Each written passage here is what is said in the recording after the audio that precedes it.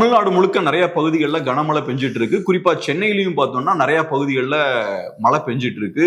மழை சம்பந்தமான நிறைய அப்டேட்ஸும் பார்த்தோம்னா வந்துட்டு இருக்கு. இந்த அப்டேட்ஸை உடனுக்குடன் தெரிஞ்சுக்கணும்னா வேட் நியூஸ் ஆப்பை டவுன்லோட் பண்ணுங்க. ஆப்புக்கான லிங்கை நாங்க டிஸ்கிரிப்ஷன்ல ஷேர் பண்ணிருக்கோம். தமிழ் தடம் நேயர்களுக்கு வணக்கம். நம்மோடு உரையாட ஊடகவியலாளர் திரு கேப்ரியல் இணைந்திருக்காங்க. வாங்க பேசலாம். அதற்கு முன்பாக நம்ம தொடர்ந்து வைக்கக்கூடிய கோரிக்கை தான், திரும்ப ஒரு முறை நான் வச்சிடுறேன். சப்ஸ்கிரைப் பண்ணிட்டு வீடியோ பாருங்க அப்படின்னு தொடர்ச்சியாக நம்ம சொல்லிக்கிட்டே இருக்கோம். நீங்களும் நம்மளுடைய கோரிக்கை ஏற்று தொடர்ந்து சப்ஸ்கிரைப் பண்ணிட்டு இருக்கீங்க, பெரிய ஆதரவை கொடுத்துக்கிட்டு இருக்கீங்க. பெரிய நன்றிகள். தொடர்ந்து இந்த ஆதரவை நீங்க கொடுத்துக்கிட்டே இருங்க. வாங்க வீடியோக்குள்ள போகலாம். வணக்கம். வணக்கம். திருப்பரங்குன்றம் இஷ்யூ, அதுதான் இப்போ பெரிய இஷ்யூவாக தமிழ்நாடு முழுக்க பேசப்படுது. தேசிய ஊடகங்கள்லாம் எடுத்து பேசுற அளவுக்கு ஒரு இஷ்யூவாக அது மாறி நிற்குது. கார்த்திகை தீபத்தன்னைக்கு அங்க மலை மேல தீபம் ஏற்றுவது தொடர்பான நீதிபதி ஜி.ஆர். சாமிநாதன் அவர்கள் கொடுத்த உத்தரவு, அதை ஏற்க மறுத்த தமிழ்நாடு அரசு, அதன் பிறகு மேல்முறையீடு. ஸோ நேற்று நயனா நாகேந்திரன் உட்பட நிறைய பாஜக தலைவர்கள் கைது, நிறைய அப்டேட்ஸ் வந்துகிட்டே இருக்கு. ஸோ எப்படி பாக்குறீங்க திருப்பரங்குன்றம் அந்த மலை மீது தீபம் ஏற்றலாமா வேண்டாமா, எப்படி பாக்குறீங்க இந்த உத்தரவுலாம்?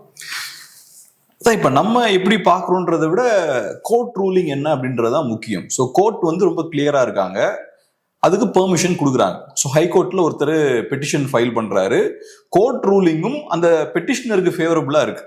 ஸோ அப்ப அதை நம்ம எல்லாரும் கேட்கணும். கோர்ட் என்ன சொல்லுதோ அதை நம்ம கேட்கணும். இங்க ஜி.ஆர். சுவாமிநாதன் அவர்கள் இப்படி அப்படின்லாம் விமர்சிச்சுட்டு இருக்காங்க, அவரை பர்சனல் அட்டாக் பண்ணிட்டு இருக்காங்க. அவருக்கு அவரோட இந்த பேக்ரவுண்ட்ல இருந்து வராரு, இந்த ஒரு அரசியல் சார்பு இருக்கு. ஆக்சுவலா நீங்க அப்படி பாக்குறது ரொம்ப அபத்தமான விஷயம். ஜி.ஆர். சுவாமிநாதன்ற மனிதனை நீங்க தனிநபரா பார்க்க கூடாது. அவர் ஒரு பெரிய இன்ஸ்டிடியூஷனை ரெப்ரசென்ட் பண்றாரு. ஸோ அந்த இன்ஸ்டிடியூஷனை நீங்க ரெஸ்பெக்ட் பண்ணும். நீங்க இண்டிவிஜுவலா ரெஸ்பெக்ட் பண்றதை விட அரசு கோர்ட்டை ரெஸ்பெக்ட் பண்ணும். அப்பதான் நான் நீங்களும் ரெஸ்பெக்ட் பண்ணுவோம். இங்க அரசே கோர்ட்டை மதிக்கலன்னா அப்புறம் சாதாரண மனிதர்கள் எப்படி மதிப்பாங்க? ஸோ இல்ல லா அண்ட் ஆர்டர் இஷ்யூ வந்துடும், அதனால நாங்க கோர்ட் ஆர்டரை இம்ப்ளிமெண்ட் பண்ண மாட்டோம் அப்படின்னா அப்புறம் கோர்ட் எதுக்கு? கோர்ட் ஒண்ணு செய்யும், நீங்க ஒரு முடிவு எடுப்பீங்க, இம்ப்ளிமெண்ட் பண்ண மாட்டீங்கன்னா அப்புறம் கோர்ட் எதுக்கு இருக்கீங்க? இப்ப பிஜேபி நீங்க விமர்சிக்கிறீங்கல்ல, பிஜேபியை பொறுத்தளவுல அவங்க கோர்ட் சொல்றதே கேட்க மாட்டேங்கிறாங்க, கோர்ட்டே மதிக்க மாட்டேங்கிறாங்கன்னு எவ்வளவு விமர்சனங்கள் வைக்கிறீங்க. அப்ப நீங்களும் அதே விஷயத்த பண்ணக்கூடாது இல்ல? இங்க இருக்கக்கூடிய இன்ஸ்டிடியூஷன்ஸ் ரெஸ்பெக்ட் பண்ணணும். அப்படி ரெஸ்பெக்ட் பண்ணலன்னா இங்க லா அண்ட் ஆர்டர் சரியா இருக்காது. சோ இதை நீங்க ஜி.ஆர். சுவாமிநாதன் அவர்கள் சம்பந்தப்பட்ட விஷயமா அதை கொண்டு போக கூடாது. இங்க கோர்ட் அப்படின்ற ஒரு சிஸ்டம் இருக்கு, அதை நீங்க ரெஸ்பெக்ட் பண்ணணும். ஜி.ஆர். சுவாமிநாதன் அவர்களை ஒரு இண்டிவிஜுவலா பார்க்காதீங்க. ஒரு ஒரு ஒரு சீரீஸ் இருக்கு, பேரு பேண்ட் ஆஃப் பிரதர்ஸ் நினைக்கிறேன். அதுல ஒருத்தர் அப்படி நடந்து வருவார், ஒரு ஆர்மி மேன்.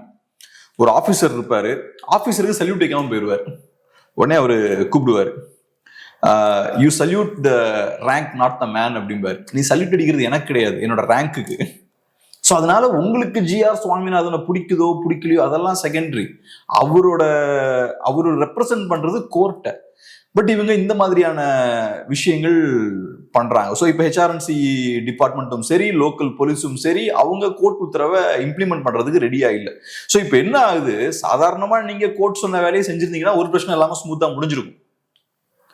இப்ப நீங்க என்ன பண்றீங்க, ஒரு பெரிய ஒரு பண்டோராஸ் பாக்ஸ ஓபன் பண்ணிட்டீங்க. பெரிய இப்ப சண்டை போய்கிட்டு இருக்கு. இப்ப லீடர்ஸ் எல்லாம் அரெஸ்ட் ஆறாங்க, இது பெரிய நியூஸ் ஆகுது, இவங்க மேல தப்பு அவங்க மேல தப்பு, இது ஒரு பெரிய ஒரு போலரைஸ் பண்ணக்கூடிய ஒரு டிபேட்டா மாறுது.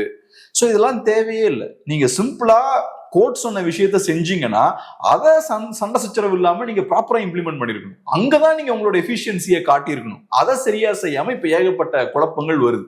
இப்ப நீங்க சொல்றீங்க இல்லையா, இந்த ஒரு ரிலிஜியஸ் போலரைசேஷன் நடக்கக்கூடாது, பாசிசத்தை நோக்கி நம்ம சொசைட்டி போக கூடாதுன்னு, அதுக்கு நீங்க தான் இப்ப வழிவகை செய்யறீங்க.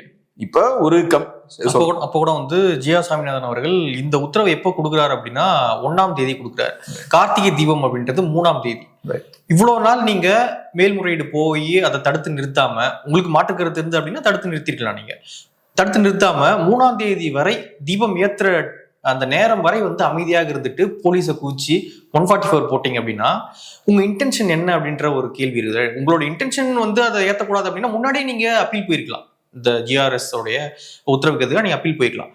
தீபம் ஏற்ற அன்னைக்கு வரை நீங்க கம்முன்னு இருக்கீங்க அப்படின்னா ஸோ என்ன புரிஞ்சுக்கிறது இருந்து சிம்பிள் என்னன்னா, இப்போ நீங்க சொல்றீங்க இல்லையா, பாசிசம் வலதுசாரி சித்தாந்தம்லாம் பெருகிட்டு இருக்கு அப்படின்லாம் நீங்க சொல்றீங்க இல்லையா, இதெல்லாம் எங்க இருந்து வரும்னா, நான் விக்டிமைஸ் பண்ணப்பட்டிருக்கேன், நான் ஏமாற்றப்பட்டிருக்கேன், என்ன ஒடுக்குறாங்க அப்படின்ற ஒரு ஃபீலிங் மக்களுக்கு ஏற்படும் போதுதான் இந்த மாதிரியான சித்தாந்தங்கள்லாம் வளர ஆரம்பிக்கும். இட்டாலியில செகண்ட் வேர்ல்ட் வார்க்கு முன்னாடி மக்களுக்கு அந்த ஃபீலிங் இருந்தது, ஜெர்மனிலையும் இருந்தது.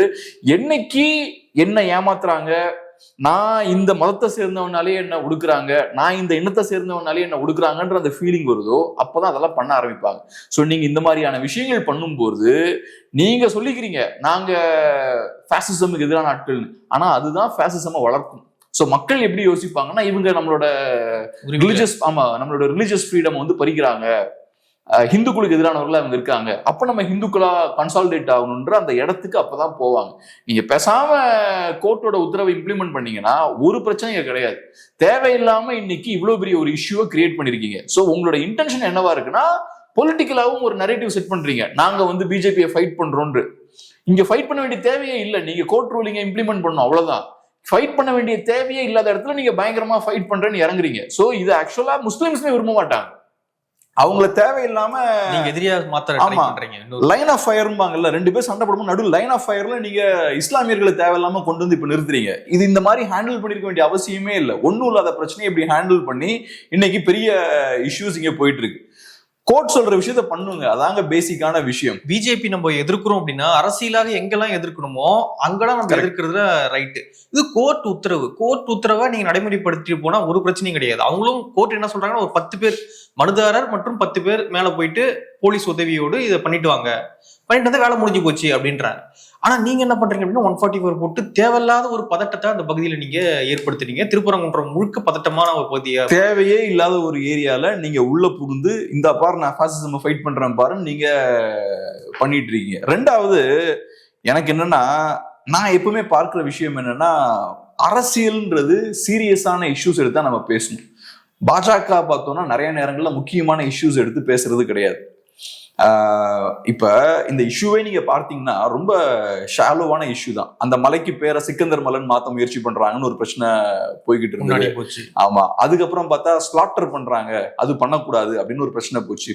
இப்ப பொலிட்டிக்கல் இஷ்யூஸ் வந்து இதெல்லாம் பொலிட்டிக்கல் இஷ்யூஸ் கிடையாது. பட் அன்பார்ச்சுனேட்லி பொலிட்டிக்கல் இஷ்யூஸ்ன்ற பேர்ல இந்த மாதிரியான பிரச்சனைகளை வச்சு நம்ம பேசிக்கிட்டு இருக்கோம்.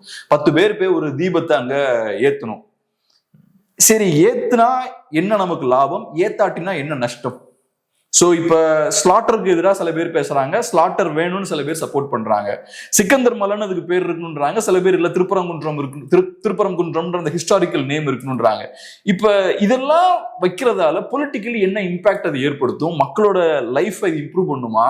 பட் அன்பார்ச்சுனேட்லி பார்த்தோம்னா இது இங்க மட்டும் கிடையாது, உலகம் முழுக்க அதே மாதிரிதான். நீங்க இஸ்ரேல் எடுத்துக்கிட்டீங்கன்னா ஜெருசலம்ன்ற ஊரை வச்சு முட்டிக்கிட்டு இருப்பாங்க. இது யாரை கண்ட்ரோல் பண்றது, இது ஏன் கண்ட்ரோல் இருக்கணும், வாங்க கண்ட்ரோல் இருக்கணும், செஞ்சுரிஸா சண்டை போட்டு செத்துக்கிட்டு இருக்காங்க. இந்த மாதிரி ரிலிஜனை சென்டரா வச்சு ஏகப்பட்ட மோதல்கள் பார்த்தோம்னா எல்லா மாநிலங்கள்லயும் எல்லா நாடுகள்லயும் போய்கிட்டு இருக்கு. சோ என்ன பொறுத்தளவுல இந்த மாதிரியான மோதல்களுக்கு பெரிய முக்கியத்துவம் கொடுக்க கூடாது. முக்கியமான இஷ்யூஸை எடுத்து அரசியல் பண்ணணும். அரசியல் கட்சிகளோட வேலையும் அதுவாதான் இருக்கணும்ன்றது என்னோட பார்வை. பட் அன்பார்ச்சுனேட்லி பொலிட்டிக்ஸே பார்த்தோம்னா ஓவராலா இந்த மாதிரி ரொம்ப ஷாலோவா மாறிடுச்சு. ஸோ அதனால இப்ப பார்த்தோம்னா இதெல்லாம் வச்சு ரெண்டு சைடும் அரசியல் பண்றாங்க. இங்க பண்றதுக்கான ஸ்கோப்பும் இல்லை, பண்ண வேண்டிய தேவையும் இல்லை. பட் நீங்களே இப்ப திமுக சைட்ல இருந்து, அரசு சைட்ல இருந்து இதுக்கான ஒரு வழிவகையை அவங்க செய்து கொடுக்குறாங்க. ஸோ பெரிய ஒரு டைவர்ஷனா தான் இந்த ஹோல் இஷ்யூவை நான் பாக்குறேன். ரெண்டாவது இன்னொரு முக்கியமான விஷயம் என்னன்னா, ரிலிஜன் வரும்போது நம்ம ஆன்மீகம், கடவுள் நம்பிக்கை, இந்த விஷயங்கள்லாம் நம்ம பேசுறோம் இல்லையா, அதெல்லாம் எங்க வைக்கணுன்ற ஒரு டிஸ்கஷனும் முக்கியம், அந்த புரிதலும் ரொம்ப அவசியம். இப்ப என்ன பொறுத்தளவு ரிலிஜன்ன்றது நான் எப்படி என்ன பெட்டர் ஆக்கிக்கலாம், நான் இன்னைக்கு மோசமானவனா இருக்கேன், நான் எப்படி என்ன நெறிப்படுத்திக்கலாம் அப்படின்றது தான் ரிலிஜனை நான் யூஸ் பண்ணிக்கணும். நம்ம பல நேரங்களில் நம்ம என்ன பண்றது, ரிலிஜனை அடுத்தவனை ஏன் வழி கொண்டு வரதுக்கு யூஸ் பண்ணிக்கிறது. என்ன நான் சரியாக்கணுன்ற இடத்துல இருந்து நான் பாக்குறதே கிடையாது. நான் மோசமானவனா தான் இருப்பேன், ஆனா நான் மற்றவனை டார்கெட் பண்றதுக்கு நான் ரிலிஜனை யூஸ் பண்ணிக்கிறது. எனக்கு கடவுள் என்ன எதிர்பார்ப்பார், நம்மகிட்ட இருந்து ஒழுங்கா இருறா அவ்வளவுதானே எதிர்பார்ப்பார். அதை செய்யலாம். இல்ல இது சிக்கந்தர் மலை இந்த பேரு, அதை கடவுள் சீரியஸா எடுப்பாரா? இல்லைன்னா அங்க ஸ்லாட்டர் இருக்கலாமா, இருக்கக்கூடாதா? நான் வந்து 24 hours ஒரு நாளைக்கு வாழ்றேன், குறைந்தது 70 years வாழ்றேன் இந்த லைஃப்ல. இந்த லைஃப்ல நான் என்ன செய்யறேன்றதான கடவுள் என்கிட்ட பார்ப்பாரு. கேப்ரியல்னு ஒருத்தன் இருக்கான்னா இவன் இந்த மதமா இந்த சாதியா இதெல்லாம் அவர் பார்க்க மாட்டாரு. என்ன பார்ப்பாரு, இவன் இந்த ஒரு 60 இயர்ஸோ 50 இயர்ஸோ 30 இயர்ஸோ வாழ்றான்னா அவன் லைஃப்ல அந்த ஒவ்வொரு நாளும் என்ன பண்ணியிருக்கான், சின்சியரான ஆளா இருந்திருக்கானா, 4 பேருக்கு உருப்படியான வேலையை பார்த்திருக்கானா, கடவுள் இவ்வளவுதான் எதிர்பார்ப்பாரு. ஆனா நம்ம என்ன பண்றது, நம்ம கையில நம்ம சக்திக்கு உட்பட்ட விஷயங்கள் நம்ம செய்யறது கிடையாது. நம்ம சக்திக்கு உட்பட்ட விஷயங்கள் நிறைய பண்ணலாம், நல்ல விஷயங்கள் பண்ணலாம், அதெல்லாம் பண்றது கிடையாது. நீ ஏன் இதை பண்ணல, நீ ஏன் அதை பண்ற, இந்த மாதிரி இடத்துக்கு நம்ம போறது. எனக்கு ஒரு நல்ல எக்ஸாம்பிள் என்னன்னா, நான் ஒரு 5-6 இயர்ஸ் முன்னாடி திருவான்மியூர்ல பீச் பக்கம் வாக்கிங் போய்கிட்டு இருக்கேன். அங்க ஒரு கோயில் ஒண்ணு இருக்கு. அந்த கோயிலுக்கு கிராமத்துல இருந்து சில பேர் வண்டியில வராங்க, ஒரு 2 மினி வேன்ல வந்து இறங்குறாங்க. அந்த ஏரியால நிறைய பேர் வாக்கிங் போயிட்டு இருக்காங்க. கேர்ள்ஸ் கொஞ்சம் பேர் ஷார்ட்ஸ் எல்லாம் போட்டு வாக்கிங் போயிட்டு இருக்காங்க. அங்க ஒரு ஆவின் பால் பூத் இருக்கு. நாங்க இன்னும் பால் குடிச்சிட்டு இருக்கேன். ஒரு அம்மாவும் ஒரு பொண்ணு நிக்கிறாங்க. அவங்களுக்கு பயங்கர கோபம். கோயில் பக்கம் பாரு, ஷார்ட்ஸ் போட்டு நடந்து போயிட்டு இருக்காங்க பாரு, இவங்களெல்லாம் இங்க விடவே கூடாது அப்படின்னு திட்டிட்டு இருக்காங்க. அவங்களுக்குள்ள பேசிக்கிட்டு இருக்காங்க. அவங்க வேற இடத்துல இருந்து வராங்க. இந்த கல்ச்சரல் சேஞ்ச் அவங்களால ஏத்துக்க முடியல. அப்பதான் எனக்கு தோணுச்சு, நீங்க கடவுளை வேண்டிக்க வரீங்க, நம்ம கிட்ட 1000 குறை இருக்கு. நம்ம கடவுளுக்கு பிடித்த விஷயங்கள் நம்ம செய்யணும்னா நம்மளை நம்ம மேம்படுத்தினாலே கடவுள் சந்தோஷப்படுவார் கண்டிப்பா. ரைட் இவன் அவன் தன்னை பெட்டர் ஆக்கிட்டு இருக்கான். ஆனா நீங்க கடவுளை சந்தோஷப்படுத்துறது, கடவுளுக்கு ஃபேவரபிளா செயல்படணுன்றதுக்காக இன்னொருத்தனை மாத்தணும்னு நினைக்கிறீங்க. அவன் போட்டிருக்க ஷார்ட்ஸ் தான் உங்களை உறுத்துது. அது பிரச்சனை இல்லை. பிரச்சனை எங்கன்னா நான் தான் பிரச்சனை. என்ன நான் எப்படி மாத்திக்கணுன்றதான் பிரச்சனை. ஒவ்வொரு மனிதர்களும் அப்படிதான் யோசிக்கணும். பட் அன்பார்ச்சுனேட்லி இங்க ரிலிஜியஸ் பிலீஃப்ஸ்னு வரும்போது, நீ என்னோட ரிலிஜியஸ் சென்டிமெண்ட்டுக்கு எதிராக செயல்படுற, நீ அதை பண்ணிருக்க, நீ இதை பண்ணி, எல்லா ரிலிஜனும் இதை பண்றாங்க. நம்ம பண்ண வேண்டியது ரிலிஜனை யூஸ் பண்ணி, அந்த ஸ்பிரிச்சுவாலிட்டியை யூஸ் பண்ணி நம்ம மாத்திக்கணும். நம்ம சுத்தி இருக்கவனெல்லாம் மாத்தவே முடியாது. ஆனா இந்த ஒரு சைக்கி இருப்பாங்க, இந்த ஒரு விஷயம் பார்த்தீங்கன்னா எல்லாரோட சைக்கலாஜிக்கலாவே இது எல்லாருக்கும் மைண்ட்ஸ்ல இருக்கு. நம்மளை மாத்திக்கிறத விட மற்றவனை டார்கெட் பண்றது, அதை யூஸ் பண்றது, மற்றவனை டார்கெட் பண்ணி நம்ம கடவுள் வெளியில நான் போறேன்னு ப்ரூவ் பண்ணிக்கிறது, அது ரொம்ப தவறான ஒரு விஷயம். ஸோ இதுவும் ஒரு லார்ஜர் பாயிண்ட். இங்க இந்த சிக்கலும் இதுல இருக்குன்னு சொல்றேன். இது இந்த ரிலிஜன் அந்த ரிலிஜன் இல்லை, இது எல்லா ரிலிஜனுக்குமே இது பொருந்தும். அதை தாண்டி இந்த பர்டிகுலர் இஷ்யூ நம்ம எடுத்துக்கிட்டோம்னா கோர்ட் சொன்ன வேலையை கேட்கணும். அதுதான் அரசோட வேலை, அது நடந்திருக்கணும். இன்னொரு பார்வை என்ன அப்படின்னா, இன்னொன்னு என்ன பண்றாங்க அப்படின்னா, உத்தரவு சொன்ன தீர்ப்பு கொடுத்த வந்து ஜிஆர் சுவாமிநாதன் அவர்களை வந்து பர்சனலா அட்டாக் பண்றது. அவர் இந்த சாதி, அவர் இந்த ஐடியாலஜி கொண்டவர், அதனால அவர் இப்படி பண்றாரு அப்படின்னு சொல்லிட்டு பர்சனலா அவர் டேமேஜ் பண்ணக்கூடிய நிறைய பதிவுகள், வீடியோக்கள்லாம் வந்துகிட்டு இருக்கு. ஸோ ஒரு நீதிபதியை வந்து இவ்வளவு பர்சனலா அட்டாக் பண்றது எப்படி பாக்குறீங்க? இதுல ஒரு ஆச்சரியமே இல்லை. தமிழ்நாட்டை பொறுத்தளவுல நீங்க திராவிடத்துக்கு எதிராக, திமுகவுக்கு எதிராக பேசுனீங்கன்னா நீங்க யாரா வேணாலும் இருக்கலாம், உங்களை அட்டாக் பண்ணுவாங்க. அவங்க நீதிபதியா கூட இருக்கலாம், யாரா இருந்தாலும் உங்களை இப்படிதான் அட்டாக் பண்ணுவாங்க. கேப்ரியல்ல வெள்ளை சங்கிம்பாங்க, ஷபீர பச்சை சங்கிம்பாங்க, வேலூர் இப்ராஹிமோட கனெக்ட் பண்ணுவாங்க. நீங்க வெள்ளையா இருந்தீங்கன்னா உங்களை ஐயருன்றுவாங்க. நீங்க யாரா இருக்கணும்னு அவசியமே இல்லை, ஐயரா இருக்கணும்னு உங்களுக்கு அவசியமே இல்லை, பிராமணா இருக்கணும்னு அவசியமே இல்லை. நீங்க வெள்ளையா இருந்தீங்கன்னா இவன் ஆமா பிராமணரா, அதனாலதான்டா இப்படி பேசுறான்ருவாங்க. எல்லாத்துக்கும் ஒரு ஒரு இந்த மெஷர்மெண்ட் யார்ட் ஸ்டிக் வச்சிருப்பாங்க, அதை யூஸ் பண்ணி தான் அவங்க பண்ணுவாங்க. உங்களுக்கு ஒரே ஆப்ஷன் தான், அவங்களை எதிர்க்காம அவங்க சொல்றதை நீங்க கேட்டீங்கன்னா ரைட், நீங்க நல்லவர், மகாபிரபு நல்லவர், நான் நல்லவர், ஜிஆர் சுவாமிநாதன் நல்லவர், எல்லாருமே நல்லவர் தான். அவங்களோட ஸ்டாண்டை மீறி ஏதாவது ஒன்று செஞ்சிட்டீங்கன்னா தமிழ்நாட்டில் உங்களுக்கு ஒரு முத்திரை குத்தப்படும். ஒரு வகையில பார்க்கும்போது இதுவும் பார்த்தீங்கன்னா ஃபாசிஸ்ட் டெண்டன்சிம்பாங்க, ஃபாசிச கூறுகள்ல ஒன்றுன்னு சொல்லலாம். இந்த மாதிரியான குணங்கள் பார்த்தீங்கன்னா ஃபாசிஸ்ட்கள்கிட்ட இருக்கும். நான் இதை ஃபாசிசம் டிஃபைன் பண்ணல, ஒன் ஆஃப் த கூறுகள் நம்ம இதை சொல்லலாம், டெண்டன்சிஸ் நம்ம சொல்லலாம். அவங்க தான் இந்த மாதிரி அவங்கள யாராவது எதிர்த்தாங்கன்னா அவங்கள வில்லனா போர்ட்ரே பண்றது, அவங்கள களத்துல இருந்து அப்புறப்படுத்துறதுக்கான வேலைகள்லாம் பார்க்கறது. இங்கேயும் இதே வேலை தான். இவங்களை யார் எதிர்த்தாலும் அவங்கள வில்லனாக்கிறது, வில்லிஃபை பண்றது, அந்த விஷயத்த பண்றாங்க. இதுவும் மோசம். மனிதர்கள் நம்ம எல்லாம் சேர்ந்து வாழ்றது தான் இருக்கும். அதே மாதிரி மனிதர்கள் ஒரு 100 பேர் இருந்தாலும் 100 ஒப்பீனியன் இருக்கும். நான் ஜிஆர் சுவாமிநாதன் அவர்களோட ஐடியாலஜியை ஏத்துக்கிறேன் செகண்டரி. ஆனா he is entitled to have his own views. அதை புரிஞ்சுக்கணும் முதல்ல. இங்க ஒரு குறிப்பிட்ட பார்வை மட்டும்தான் இருக்கலாம். பெரியாரியம்ல உலகத்துல இருக்க எல்லா பிரச்சனைக்குமான சொல்யூஷன் இருக்கு, பெரியாரிஸ்ட் புக்கெல்லாம் படிச்சா நீங்க எல்லாத்தையுமே புரிஞ்சுக்கலாம், அப்படிலாம் பேசிட்டு இருக்காங்க நம்ம ஆட்கள் யூடியூப்ல. அப்படிப்பட்ட பார்வை இருக்கும்போது அந்த ஸ்டாண்டுக்கு எதிரான ஸ்டாண்டை நம்ம எடுக்கும்போது நம்மளை எதிரியா பாக்குறது, இவனை அப்புறப்படுத்திடணும், இவனை ஒரு நெகட்டிவான ஆளுன்னு பாக்குறது. அப்படி இருக்கக்கூடாது. பெரியாரியம்ல உலகத்துல இருக்கக்கூடிய எல்லா பிரச்சனைக்கான தீர்வும் இருக்காது, மார்க்சியத்திலையும் இருக்காது. நான் கம்யூனிஸ்ட் நண்பர்களோட டிராவல் பண்ணிருக்கேன். அப்ப இந்த விஷயத்த ரொம்ப கேஷுவலா பேசுவாங்க. மார்க்சிசம்ல தோழர் இருக்கக்கூடிய எல்லா பிரச்சனைகளுக்குமான தீர்வும் அங்க இருக்கும். ஏன்னா மார்க்சிசம்ன்ற அந்த ஐடியாலஜி பாத்தீங்கன்னா ஃபண்டமெண்டலே அதுதான். சோ நீங்க டீப்பா போனீங்கன்னா இன்னைக்கு இருக்கக்கூடிய புது பிரச்சனைகள் கூட அதுல சொல்யூஷன் இருக்கும் அப்படிமா. அப்படிலாம் இருக்காது. அந்த எல்லாத்துக்குமான சொல்யூஷன் ஒண்ணுமே கிடையாது. சோ அதனால இதெல்லாம் அந்த மாதிரியான ஒரு பார்வையிலிருந்து வருது. நமக்கு எதிராக யாரும் திரும்பிடக்கூடாது, அதுக்கான டாலரன்ஸும் இல்லை. உங்களுக்கு டாலரன்ஸ் இல்லைனாலே நீங்க வீக்கா இருக்கீங்கன்னு அர்த்தம். ஸ்ட்ராங்கா இருக்க மனுஷன் டாலரண்டா இருப்பான். அவனுக்கு ஃபியூச்சர் மேல நம்பிக்கை இருக்கும், மக்கள் மேல நம்பிக்கை இருக்கும், அந்த நம்பிக்கையோட டிராவல் பண்ணுவான். இந்த பலவீனமான மனிதர்களுக்கு டாலரன்ஸ் இருக்காது, உடனே பர்சனலா அட்டாக் பண்ண ஆரம்பிக்கிறது. இப்ப இந்த இஷ்யூக்கும் பாத்தீங்கன்னா அது நடக்குது, எல்லாரையும் பிராண்ட் பண்றது. ஆனா இவங்க எல்லாம் சேர்ந்து பண்ற விஷயம் என்னன்னா, இவங்க தான் தமிழ்நாட்டுல பாஜக வளர்த்து விட்டு இருக்காங்க. 24ல இவங்க தான் பாஜக வளர்த்து விட்டாங்க. இந்த மாதிரியான இன்சிடென்ட்ஸ் எல்லாம் நீங்க கையில் எடுக்கும்போது, இஷ்யூஸை கையில் எடுக்கும்போது மறைமுகமா இதை யூஸ் பண்ணி பாஜக தான் வளருவாங்க. அவங்களுக்கு ஒரு பிளாட்ஃபார்ம் கிரியேட் பண்ணி கொடுத்துருக்கீங்க. இன்னைக்கு நியூஸ் பேப்பர் எல்லாம் ஃபுல்லா ஃப்ரண்ட் பேஜ்ல இதுதான் இருக்கு. நீங்க சைலண்டா கூட்டு வந்தீங்கன்னா பிரச்சனையே இருந்திருக்காது. ஆனா இப்ப நீங்க இதெல்லாம் பண்ணும்போது இதை ஒரு பப்ளிக் டிஸ்கஷனா மாத்துறீங்க, ஒரு விதமான ஒரு கோவத்தை ஒரு குரூப்புக்கு ஏற்படுத்துறீங்க. சோ நீங்க தான் ஹெல்ப் பண்ணிட்டு இருக்கீங்க அன்பார்ச்சுனேட்லி. அடுத்த கேள்விக்குள்ள போறதுக்கு முன்னாடி, தமிழ்நாடு முழுக்க நிறைய பகுதியில கனமழை பெஞ்சிட்டு இருக்கு. அதே மாதிரி சென்னையிலையும் நிறைய பகுதிகளில் மழை பெஞ்சிட்டு இருக்கு. மழை சம்பந்தமான அப்டேட்ஸை உடனுக்குடன் தெரிஞ்சுக்கணும்னா வேட் நியூஸ் ஆப்பை டவுன்லோட் பண்ணுங்க. ஆப்புக்கான லிங்கை நாங்க டிஸ்கிரிப்ஷன்ல ஷேர் பண்ணிருக்கோம். எப்பொழுதுமே தமிழ்நாடு ஒரு டிஃப்ரெண்டான ஒரு மாநிலமாகத்தான் இருந்திருக்கு அப்படின்னு நமக்கு வரலாறு சொல்லுது. நிறைய பேர் சொல்றதும் அதான். வட மாநிலங்களை கம்பேர் பண்ணும்போது தமிழ்நாடு இந்த மத ரீதியான போலரைசேஷன் வந்து பண்ண முடியாது. சாதி ரீதியாக நீங்க பண்ணலாம், ஆனா மத ரீதியான ஒரு மக்களை ஒருங்கிணைக்கிறத இங்க பண்ண முடியாது. அதனாலதான் பிஜேபி ஆட்சிக்கு வர முடியல, அவங்க கால் ஊன்ற முடியல அப்படின்லாம் ஒரு பார்வை இருக்கு.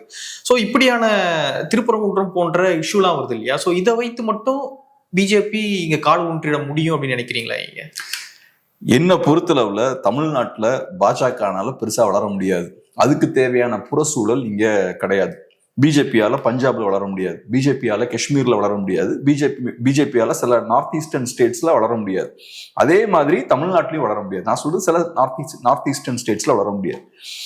ஒரு கட்சி ஒரு மண்ணில் வளரணும்னா அதுக்கான புறசூழல் கரெக்டா இருக்கணும். பிஜேபி ஃபோக்கஸ் பண்றது ஹிந்துத்துவா போலரைசேஷன் அவங்க ஃபோக்கஸ் பண்றாங்க. ஸோ அதுக்கான தேவை தமிழ்நாட்டில் இருக்கணும். இருந்தா இங்க நீங்க அதை செய்யலாம். ஏற்கனவே தமிழ்நாட்டை பொறுத்தளவுல காங்கிரஸ் பார்ட்டி இங்க ஸ்ட்ராங்கா இருக்காங்க. அது காட்டக்கூடிய விஷயம் என்ன? தமிழ்நாட்டு மக்களுக்குன்னு தனி ரெப்ரசன்டேஷன் இல்லை, நமக்கு ஓவராலா நம்ம ஒரு நேஷனல் பார்ட்டியோட ஒரு அங்கமா இருக்கும். ஸோ அவங்க வழியா நமக்கு ரெப்ரசன்டேஷன் கிடைக்குதுன்றதான் லாஜிக். அதுக்கப்புறம் நமக்கு ஸ்பேஸ் கரெக்டா இல்லை, நம்ம எதிர்பார்த்த மாதிரி நம்மளோட தேவைகள் ரெப்ரசன்ட் ஆகல. காங்கிரஸ் பார்ட்டியை பொறுத்தளவு தமிழ்நாட்டில் சில பேருக்கு அதிகமான ரெப்ரசன்டேஷன் இருக்கு, பெரும்பான்மையானவர்களுக்கு ரெப்ரசன்டேஷன் இல்லை. ஸோ அப்ப தமிழர்களுக்கு ரெப்ரசன்டேஷன் வேணும்னா இங்க நமக்குன்னு ஸ்பெசிஃபிக்கான ஒரு ரீஜனல் ஃபோர்ஸ் வேணும் அப்படின்ற இடத்துக்கு வரும். அப்படி வரும்போது இங்க டிராவிடியன் மூவ்மெண்ட் ஃபார்ம் ஆகுது. ஸோ இப்போ நீங்க என்ன சொல்றீங்க, திரும்ப நம்ம ரிவர்ஸ் போவோமான்னு கேக்குறீங்க, ஆரம்பிச்ச இடத்துக்கே திரும்பி போலாமான்னு கேக்குறீங்க. அதுக்கு பொலிட்டிக்கலா சாத்தியமே கிடையாது. இப்ப என்ன நடக்கும்னு நான் பாக்குறேன்னா, ஃபியூச்சர்ல இதை விட இன்னும் ஹைப்பர் ஃபோக்கஸ்டா போகும். ஃபர்ஸ்ட் நேஷனல் பொலிட்டிக்ஸ்ல இருந்து திராவிடியன் பொலிட்டிக்ஸ் இங்க வருது. இனி திராவிடியன் பொலிட்டிக்ஸ்ல இருந்து தமிழ் பொலிட்டிக்ஸ்க்கு போகணும். அது இன்னும் கொஞ்சம் கூட லோக்கலைஸ்டா, இன்னும் கொஞ்சம் கூட ஃபோக்கஸ்டா இருக்கும் அது. ஸோ அதுதான் ஃபியூச்சரா இருக்கும். அப்படி இருக்கும்போது நீங்க ரிவர்ஸ்ல போக முடியாது. இதுக்கு சிம்பிளான எக்ஸாம்பிள் நான் சொல்றேன். தமிழ்நாட்டை எடுத்துக்கோங்க. பாஜக எத்தனை வருஷமா வளர்க்க முயற்சி பண்ணிட்டு இருக்காங்க? ஒரு டிக்கெட்டா பல டிக்கெட்ஸா வளர்க்க முயற்சி பண்ணிட்டு இருக்காங்க. ஏகப்பட்ட தலைவர்கள் வந்தாச்சு, ஸ்ட்ராட்டஜிஸை மாத்தியாச்சு. பிராமின் தலைவர்கள், அப்புறம் ஷெட்யூல் கேஸ்ட் தலைவர்கள், பிசி தலைவர்கள் புது புது உத்திகள் எல்லாம் கையில் எடுத்தாச்சு. இவ்வளவு செய்தும் 24ல அவங்களால 11% ஓட் வாங்க முடியுது. அது இன்னொன்னு நான் சொல்றேன், பிஜேபி தலைமை வளர்க்கறத விட திமுகவும் சேர்ந்து வளர்க்குறாங்க பிஜேபிய. இந்த மாதிரியான வாய்ப்புகள் ஏற்படுத்தி கொடுக்கிறது. 24ல பாஜக தான் பிரதான எதிரின்னு மையப்படுத்தி அரசியல் பண்ணது. இப்படி எல்லாம் பண்ணும்போது பிஜேபிக்கு இன்னும் அதிகமான போக்கஸ் கிடைக்குது. சோ ஒரு சைட்ல திமுகவும் பிஜேபி வளர்த்து விடுறாங்க, பாஜகவும் வளர்க்க முயற்சி பண்றாங்க. இவ்வளவு முயற்சிகள் பண்ணியும் பல டிகேட்ஸ் செய்ததுக்கு அப்புறம் அதிமுக பலவீனமாக இருந்தும் ஆமா வளர முடியல. 10% தான். என்டிகேன்னு ஒரு கட்சிங்க 2016ல வண்டியா ஸ்டார்ட் பண்றாங்க. இந்த பேக்கிங்லாம் எதுவும் இல்ல, ஒரு நேஷனல் பார்ட்டியோட சப்போர்ட் இல்ல, மறைமுகமா திமுகவோட ஆதரவு இல்ல, எந்த சப்போர்ட்டும் இல்லாம 1%ல இருந்து 8% வந்து சேர்ந்திருக்காங்க. இது எப்படி புரிஞ்சுக்கிறீங்க நீங்க? சோ ஒரு மண்ணுக்கான தேவை இருந்தா அந்த மக்களே அந்த கட்சியை வளர்த்துடுவாங்க, அந்த இயக்கத்தை வளர்த்துடுவாங்க. இல்ல அந்த மண்ணுல அந்த மண்ணுக்கு அந்த ஒரு சித்தந்தோட தேவை இல்லைன்னா நீங்க என்னதான் திணிச்சாலும் அதை வளர்க்க முடியாது. அதுக்கு இதுதான் சிம்பிளான ஒரு எக்ஸாம்பிள். நீங்க உலகம் முழுக்க அரசியல் மாற்றங்கள் எல்லாம் பாருங்களேன், திடீர்னு அந்த மக்களே அந்த மண்ணுக்கு தேவையான அரசியலை உருவாக்குவாங்க. இப்படி பெரிய எஃபோர்ட் எல்லாம் போட மாட்டாங்க. மோடி வராரு, அமித்ஷா வராரு, யோகி வராரு, பெரிய பெரிய தலைவர்கள் எல்லாம் வராங்க, இவ்வளவு பெரிய கேம்பெயின்ஸ் நடத்துறாங்க, அசுர பலத்தோட சென்டர்ல இருக்காங்க, இங்க இடியை யூஸ் பண்றாங்க, சிபிஐ யூஸ் பண்றாங்க, என்னெல்லாமோ பண்றாங்க. அதெல்லாம் பண்ணி முடிச்சதுக்கு அப்புறம் உங்களால எண்ட் ஆஃப் த டே 10% தான் கணக்கு காட்ட முடியுது உங்களால. அதுவும் அண்ணாமலைன்ற தலைவர் இருந்து இல்ல அப்படின்னா இந்த 10% கூட அவங்களால காட்டிட்டு முடியாது. என்ன பொறுத்தளவுல 10% அவங்க அஃப்கோர்ஸ் அது ப்ரூவன் நம்பர். பட் இருந்தாலும் நீங்க சொன்ன மாதிரி மைனஸ் அண்ணாமலை இது கொஞ்சம் கம்மி ஆகும். இப்ப எஸ்பெஷலி விஜய் எல்லாம் வந்ததுக்கு அப்புறம் இன்னும் கம்மியாகும். ஏன்னா ஆன்டி டிஎம்கே ஓட்ஸ் வந்து உடையுது. இப்ப விஜயும் உள்ள வந்து அதை உடைக்கிறார். என்டிகேவுக்குமே கூட அது கொஞ்சம் சிக்கலை ஏற்படுத்தலாம், ஏடிஎம்கேவுக்கும் அது சிக்கல் ஏற்படுத்தலாம், எல்லாத்துக்குமே சிக்கல் ஏற்படுத்தும்.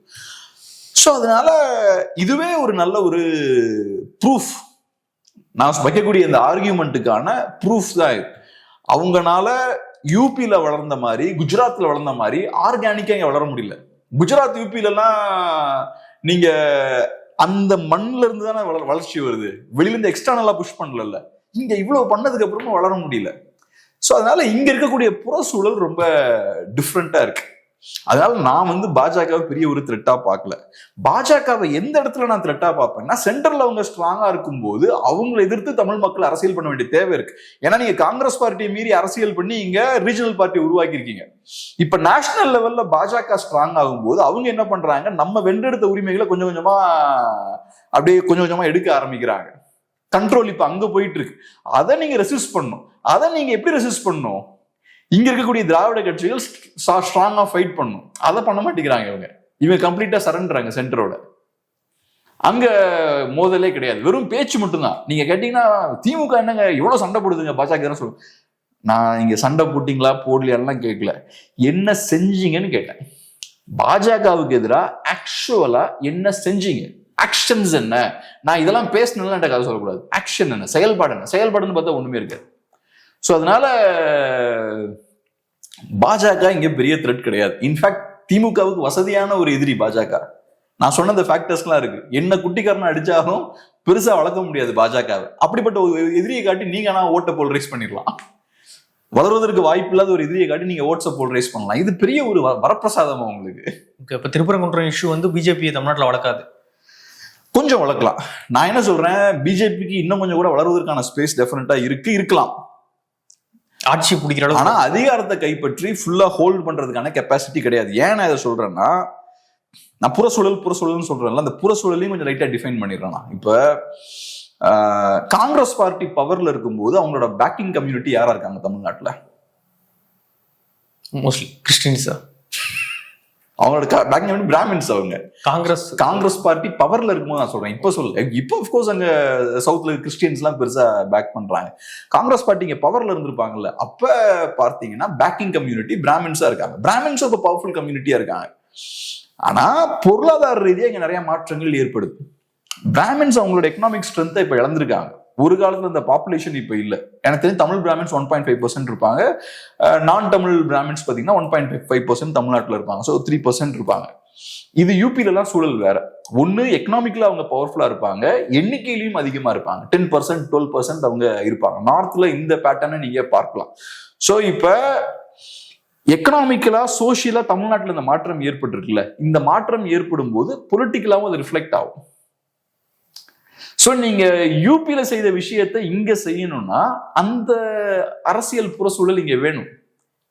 அங்க என்ன கண்டிஷன் இருக்குன்னு சொன்ன அந்த கண்டிஷனை நீங்க கொண்டு வரணும். அதை கொண்டு வந்தாதான் இங்க உங்களுக்கு தேவையான அரசியலை நீங்க பில்ட் பண்ண முடியும். இங்க நாங்க பிசிஸ்க்கான பொலிட்டிக்ஸ் பண்ணுவோம் அப்படின்னு நினைச்சீங்கன்னா அந்த வேலையை தானே திமுகவும் அதிமுகவும் பண்றாங்க. சோ அதை பண்றதுக்கு நீங்க தேவைன்னு இல்லை. ஓகே, சோ அந்த சிக்கல் இருக்கு. ஆக்சுவலா இதுதான் நம்ம சொல்றோம் தமிழ்நாடு ரொம்ப டிஃப்ரெண்டா இருக்குன்னு சொல்றோம்ல. ஆக்சுவலா இதுதான் டிஃபரன்ஸ். தமிழ்நாட்டுக்கும் மற்ற நிறைய நார்த் இந்தியன் ஸ்டேட்ஸ்க்கும் இருக்கிற டிஃபரன்ஸ் என்னன்னா இங்க இருக்கிற பிசிஸ் வந்து ரொம்ப பவர்ஃபுல்லா இருக்காங்க. பீகார்லயுமே கூட அந்த இது இப்படி இருக்காது. அங்க மேல இருக்க லேயரும் பெருசா இருப்பாங்க, கீழே இருக்க லேயரும் பெருசா இருப்பாங்க, அவங்க ரெண்டும் அலைன்ஸ் வைப்பாங்க, இந்த மாதிரி விஷயங்கள் நடக்கும். நடுவில் இருக்க லேயர் சின்னதா இருக்கும், இங்க நடுவில் இருக்க லேயர் ரொம்ப பெருசா இருக்கு. ஸோ தலித் பாப்புலேஷன் ரொம்ப கம்மியா இருக்கும், மேல இருக்க லேயரும் கம்மியா இருக்கும். தமிழ்நாட்டோட டிஃபரன்ஸே இதுதான். தமிழ்நாட்டுல பிசி அரசியல் தான், இது பிசி அரசியல் தான்.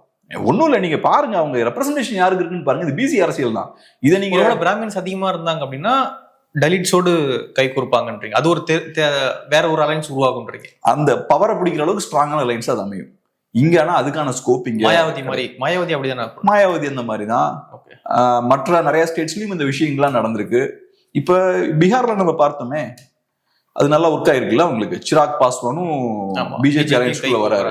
சிராக் பாஸ்வானால ஆர்ஜேடியோட போய் சேர முடியலையே, சேர முடியாது, பிஜேபியோட தான் சேர முடியும். அங்க போய் சேர்றது ஈஸி, ஏன்னா ஒரு லேயர் மேல இருக்கு, கீழே ஒரு லேயர் இருக்கு, அது கீழே இருக்கு. இந்த லேயருக்கு இந்த லேயருக்கு சண்டை இருக்கும், அதே மாதிரி இந்த லேயருக்கும் சண்டை இருக்கும். ஸோ இந்த லேயரை கவுண்டர் பண்றதுக்காக ரெண்டு பேரும் சேருவாங்க. ஸோ அந்த ஒரு பாலிடிக்ஸ் வந்து நடக்கும்.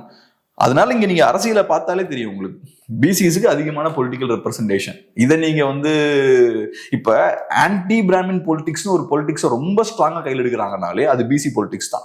தலித்ஸ்க்கு வந்து பிராமின் பெரிய எதிரி கிடையாது, பிசிஸ் தான் எதிரி. இதுதான் உண்மை ஆக்சுவலா. ஸோ அதனால இங்க நடக்கிறது பிசி பொலிட்டிக்ஸ் தான். அதுக்கு நீங்க வேற பேர்லாம் கொடுத்துக்கலாம், மார்க்சியம்னு சொல்லிக்கலாம், பெரியாரியம்னு சொல்லிக்கலாம், அம்பேத்கரியம் சொல்லி எல்லாமே நீங்க சொல்லிக்கலாம். நான் நடக்கிற அரசியல் இதுதான். நிறைய விஷயங்களை முற்பகிர்ந்துக்கிட்டீங்க. நன்றி. நன்றி.